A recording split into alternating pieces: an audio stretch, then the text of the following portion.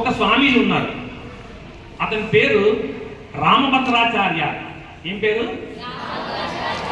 9 సంవత్సరాల వయసులో 700 భగవద్గీత శ్లోకాలు చూడకుండా చెప్పారు. 14 సంవత్సరాల వయసులో 24,000 రామాయణ శ్లోకాలు చూడమని చెప్పారు. 14 సంవత్సరాల వయసులో 24,000 రామాయణ శ్లోకాలు కంఠస్థ పెట్టి చెప్పి చూడకుండా.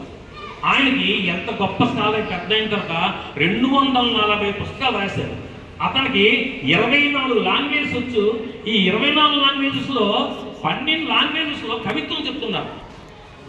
ఎంత గొప్ప వ్యక్తి! అతనే సుప్రీంకోర్టులోని రామాలయం గురించి చిన్న మ్యాజిస్ట్రేట్ క్వశ్చన్స్ అయితే ఈ రామభద్రాక్ష స్వామి ప్రూఫ్ చూపించాడు. ఇక్కడ నది ఉంది, అక్కడ రాముడు తిరిగాడు, అక్కడ పుట్టాడు, అక్కడ తిరిగాడు చెప్తే కోర్టు వాళ్ళకి ఇతను తెలివితేటలకి ఆయన చెప్పాడు. ఎలా చెప్పేవాడు?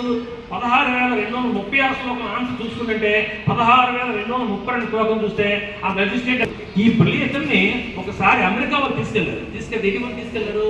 ప్రపంచంలో విద్వత్తు తెలివితేటలు నుండి స్కాలర్స్ తెలివైన వాళ్ళందరికీ ఒక మహాసభ అయితే దానికి ఈ రామభద్రాచార్య స్వామిని తీసుకెళ్ళి ఆయనకి సన్మానం చేశారు.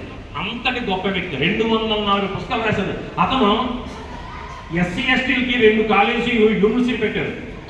పళ్ళు లేని వాళ్ళకి ఒక స్కూల్ పెట్టాడు. ఎన్నో ఆశ్రమాలు పెడుతున్నారు, పేద విద్యార్థులను డబ్బిస్తున్నారు. ఎన్ని చేస్తున్నారంటే అతను చేసే సేవలు మరి ఇంకా చెప్పాలి, అన్ని సేవలు చేస్తున్నారు.